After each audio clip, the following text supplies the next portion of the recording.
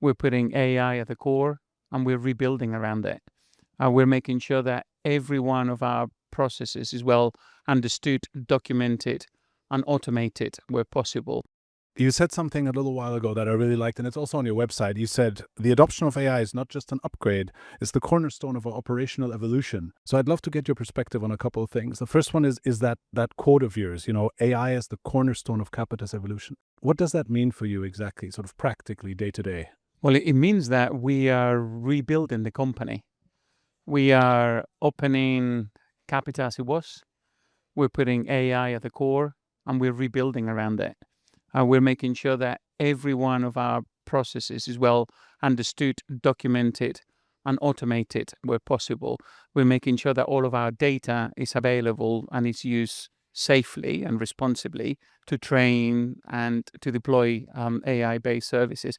We're making sure that all of our people are getting a certain degree of literacy, understanding, and even proficiency to deploy and use and work with AI. It's making sure all of our value propositions have an AI component to them. And it's making sure that every one of our enabling functions inside the company is looking at AI for efficiency, for a better service, and to just be able to do new things. So it is the one thing and the one theme that is present in every one of our conversations. What about the role of the sort of big tech players and the hyperscalers in this journey? I think, in my perspective, you were very fast at involving them in a very fundamental way to how you work and really engaging in deep partnerships. Can you comment a little on that? Sure. I think when you want to be so aggressive with something like AI, some people might be tempted to say, I'm going to create everything.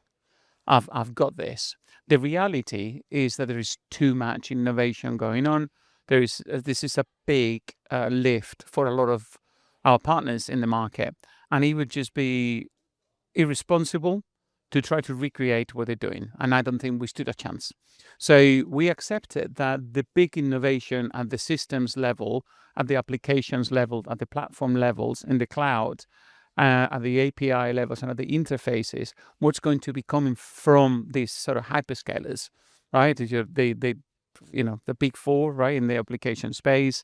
So the Salesforce, ServiceNow, and the platform around AWS, Microsoft. And that what we needed to do was to go very, very deep with them to leverage always the latest innovations, the latest capabilities, and help our customers orchestrate the services and the capabilities that are offered by these hyperscalers, and to really translate our customers' business requirements into a solution that is delivered with our hyperscaler partners, and then have our role being the one that orchestrates the solution by orchestrating our teams, our colleagues, but also the different microservices or agentic capabilities that the hyperscalers are there. So hyperscalers is the critical ingredient to us delivering the strategy on the speed and the innovation level that is required. I think we talked a lot the last years around sort of orchestration as a differentiator, the best possible orchestration for that very specific context of that client, right? Can you talk a little bit also about the human side of it? Your learnings on how do you actually drive value through AI on the human side, both in terms of your employees, but also on your client side? A lot of what we do it for regulated industries, right? So there is a very clear line as to what's an efficiency, what you can automate for efficiency, and where you need to have a very qualified human making the final call, right, at a service provision. There are also customers who don't want to be engaging exclusively with an AI agent, even though they're very capable. And there are situations where we don't want that either. So for us to be able to orchestrate what is done by a human agent and what's done by an AI automation or an agentic entity is super critical.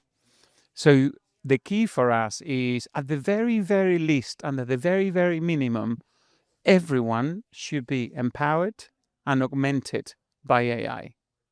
Right? That is clear. At the other end, there are some things that are 100% activities that could be easily delegated to an AI.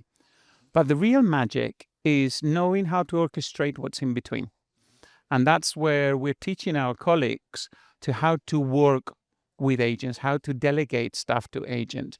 We also letting some agents help us with the orchestration of humans and agents.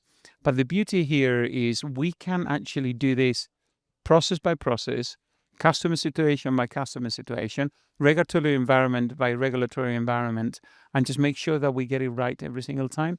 Fantastic. Thank you very much. Thank you for your time and for your partnership. Thanks for all the help you're giving us. Thank you.